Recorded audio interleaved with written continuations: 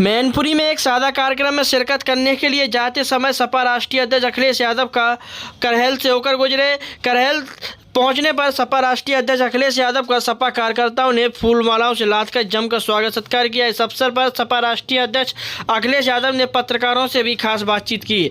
अखिलेश यादव ने बताया कि बीजेपी को 17 साल का हिसाब देना होगा। बीजेपी की सरकार में अन्याय, बेरोजगारी, भ्रष्टाचार की गारंटी है। नए नेतृत्व के साथ बसपा भाजपा से दूरी बनाए रखेगी, ये उम्मीद भी जताई है। बेरोजगारी, महंगाई, अन्याय हर कीमत पर गारंटी मिलेगी। इसी के साथ सपा राष्ट्रीय अध्यक्ष अखिलेश यादव ने भाजपा को आड़े हाथ लेते हुए उनको हमलावर दिखाई दिए और वहीं अखिलेश यादव ने कई बड़े बयान भी देते हुए नजर आए। सबसे पहले आइए सुनते हैं सपा राष्ट्रीय अध्यक्ष अखिलेश यादव ने पत्रकारों से खास बातचीत करते हुए क्या कुछ कहा। हम आपको इस वीडियो के जरिए सुनवाते हैं।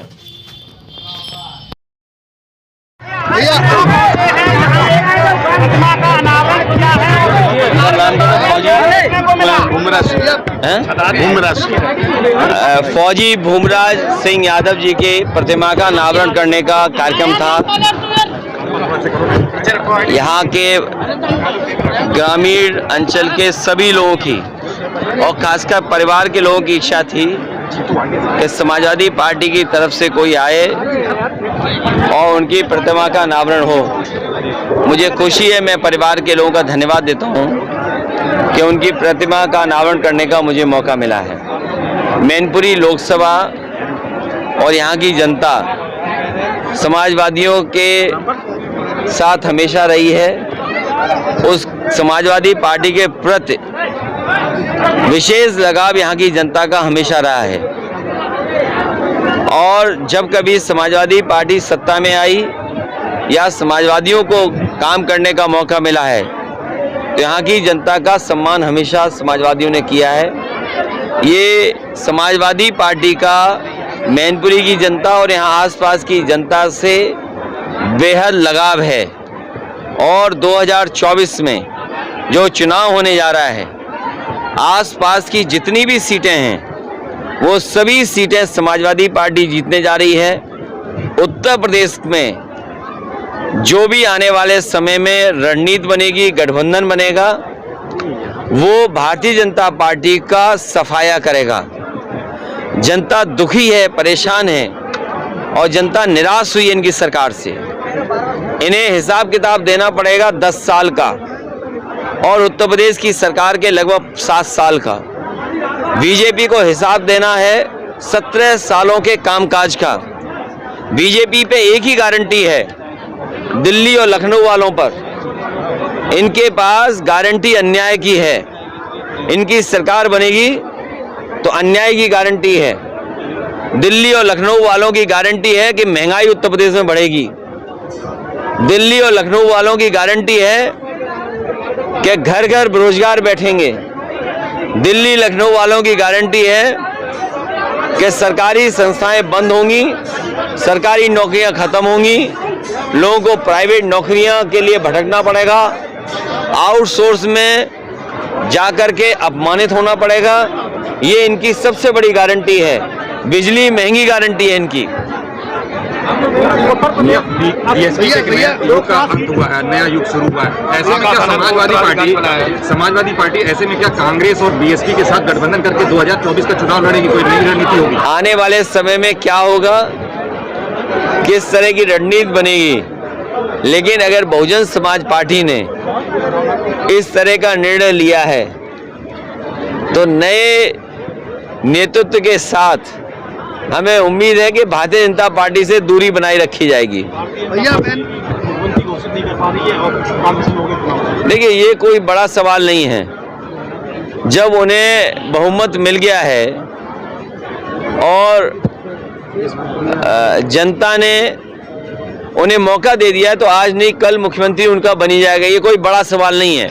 सवाल बड़ा ये है कि आप जो बेरोजगारी की गारंटी दे रहे हो, महंगाई की गारंटी दे रहे हो, ये जो चरम सीमा पर अन्याय है, जिस तरीके से अन्याय हो रहा है सरकार में, कोई कल्पना नहीं कर सकता है। किसी गरीब की कहीं सुनवाई नहीं है, सरकारी अस्पतालों में इलाज नहीं मिल सकता, ये गारंटी बीजेपी की है। किसी भी जिला अस्पताल में चले जाओ आप, पहले तो स्ट्रेचर नहीं है। अगर आप अस्पताल में जैसे तैसे पहुंच गए तो डॉक्टर नहीं मिलेगा, डॉक्टर मिल लिया तो दवाई नहीं मिलेगी, अगर आपको ऑपरेशन की जरूरत है तो ऑपरेशन नहीं होगा। तो ये गारंटी बीजेपी की है कि आप सरकारी अस्पताल में आओगे तो आपको इलाज न मिले, इसकी गारंटी है। अखिलेश के गढ़ में अभी कुछ दिन पहले राजभर आए थे दयाशंकर के साथ, घेरने की कोशिश की। भैया वो ये भी बोले थे कि वो रात को जाकर के गुलदस्ता दे आते हैं और दिन में विरोध करते हैं। इस पर देखिए, ये बीजेपी की रणनीति है। बीजेपी हमेशा खाली स्थान, वो रिक्त स्थान भरो, रिक्त स्थान भरो, फिल इन द ब्लैंक, ये बीजेपी की रणनीति है। जैसे आपके चैनल में ऐड आता है बीच में, तो ये बीजेपी के लिए ऐड का काम करते हैं ये लोग। तो ऐड वाले नेता हैं ये? नहीं, ऐड वाले नहीं, रिक्त स्थान भरो करने वाले कि भाई कोई मुद्दा उठाना है, सपा के खिलाफ बुलवाना है, तो इनके पास एजेंट हैं। अब और शब्द में इस्तेमाल नहीं करना चाहता हूं कि वो शब्द गलत हैं, हो सकता है किसी को बुरा लगे, अपमानित महसूस करें, इसलिए फिल इन द ब्लैंक्स हैं। सवाल वो नहीं है, सवाल है मुख्यमंत्री जी का जो 46-56 बताते हैं। $1 ट्रिलियन की इकोनॉमी कैसे होगी? आपके छुट्टे जानवर घूम रहे हैं, गौशालाओं में गायों की जान जा रही है। हमने कहा कि अगर आप गौ सेवा आपके दिल और दिमाग में है, अगर आप सेवा भावना है, तो बिना बजट बढ़ाए गौशाला कैसे चलेंगी? आप गौशाला का बजट क्यों नहीं बढ़ा रहे हैं? और फिर मैनपुरी जैसा जिला मंत्री दे दिए हो। आप ये बताएं, टूरिज्म के लिए कौन सी बड़ी चीज आ गई है? भाई 2 बजट चले गए, 2 बजट चले गए कि नहीं चले 2 बजट?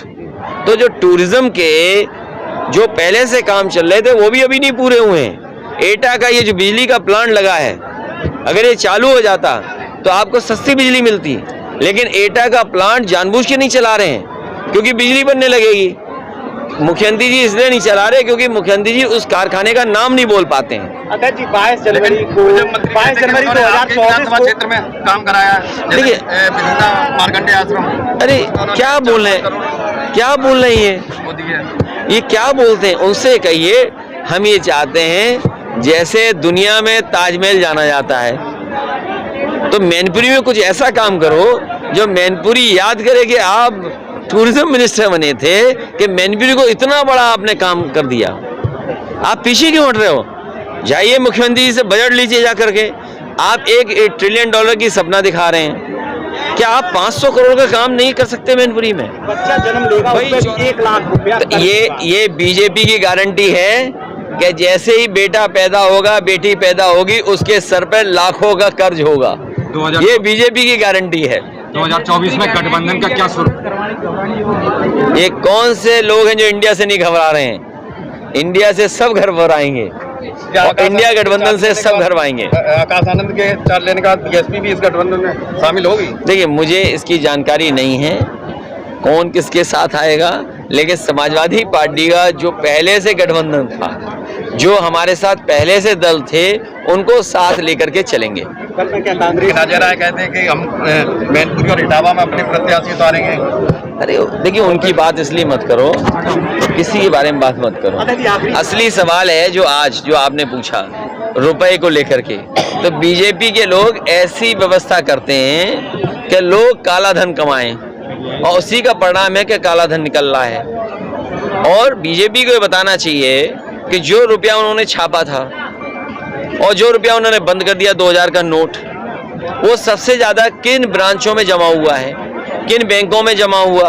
अब तो सब जमा हो गया, आंकड़े भी आ गए। क्या बीजेपी इन आंकड़ों को बताएगी कि किस बैंक में किसने सबसे ज्यादा पैसा 2000 रुपए के जमा कराए हैं?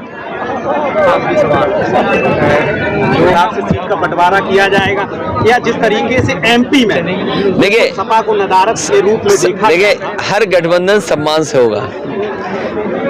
जो आपने परसेंटेज बताई उस हिसाब से सम्मान दिया जाएगा, उससे ज्यादा सम्मान दिया जाएगा। मतलब नहीं, मैं 2 सीट नहीं बोल रहा हूँ। नहीं, सीट का नंबर मत बताइए, लेकिन जितने आपने सम्मान बोला उससे ज्यादा सम्मान देकर के सम्मानजनक गठबंधन की प्रयास किया जाएगा। में सीटें आप देंगे ना कि मांगेंगे? नहीं, देखिए, यहाँ सवाल मांगने का नहीं है, यहाँ सवाल साथ लाने का है। तो समाजवादियों की कोशिश होगी उन दलों को सम्मान के साथ लाया जाए। और जो सम्मान आप बता रहे हो, अगर उतना सम्मान है तो उतना ही सम्मान समझो।